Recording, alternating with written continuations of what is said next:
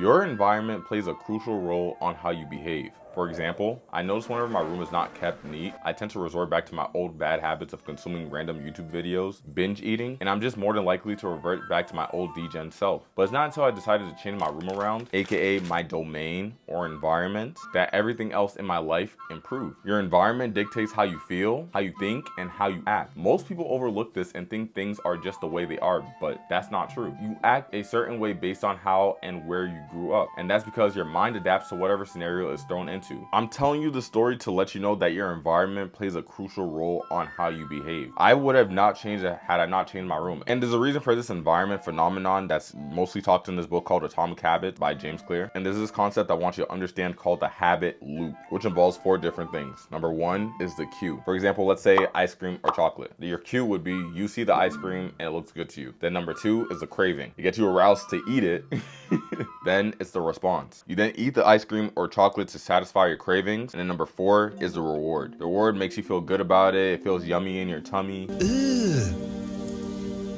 Brother, oh my God, pause. And you're just overall satisfied in that moment. But even though you feel happy in that short term, it makes you feel like shit in the long term because it's instant gratification. And that's the same thing I need you to understand when it comes to doing these bad habits. Whenever you have something in front of you that's associated with a bad habit, so for example, having a video game controller in front of me, having posters in front of me that reminds me of how I used to be, I'm more likely to do it. And so with those things right in front of you, it makes you more susceptible to doing those bad habits. So I'm about to put you on game and tell you the quickest and easiest way to disrupt a bad habit, so that way you stop it from persisting, is that all you need to do is recognize and understand the 4 laws of breaking a bad behavior. And this is how I stopped my gaming addiction, because anytime I would revert back to this tendency due to the cue of, having these things in front of me, I would not only get reminded of my down badness, like during this time, like when I was depressed and like anxious and just wouldn't leave the house. So to prevent this from happening, I kept my room tidied up, kept it clean, and not gonna lie, bro, I kept it relatively boring for the most part. I did not want to change it. In fact, I loved learning. For example, if a video game controller were to pop up in my room right now, like just randomly spawn, I probably wouldn't revert back to it. But let's say my entire environment was purposely changed for the purpose of gaming 24/7, I'd probably go back to my destructive habits. But because I wanted to change my environment and change the way I thought and change my identity and so on and so forth, my room is just contingent with self-improvement. Like I literally have like motivational things on my walls written and books in the back of my room. So by me telling you this also leads me to addressing how to create good habits by you still using the habit changing framework. So for example, I replaced my bad gaming habits with changing my room around by 1, making it obvious. I made it obvious by placing my books right in front of me or like somewhere in my room where it's visible, so I'm more likely to read and learn than just play video games all day. Number 2, make it attractive. How did I do this? Well, when you're a book nerd like me and you see how good and delicious and how much knowledge it gives you automatically, it just naturally becomes attractive. Number 3 is make it easy, which is the response. Make sure it's as easy as possible to do, almost as brushing your teeth. Like when I'm about to read, I usually like to play like lo-fi music or lofi music, if some of you guys want to be technical with that. And before I start reading, I just set the tone, the vibe, just to make sure, it makes it much easier for me to get into the zone of reading. Number 4 is to make it satisfying. This is the reward or positive reinforcement from that behavior. Every time after I'm done reading or learning or doing some good self-improvement habit, I get reminded of why I even started this in the first place. So unlike me when I had the gaming environment that made me feel like dog shit,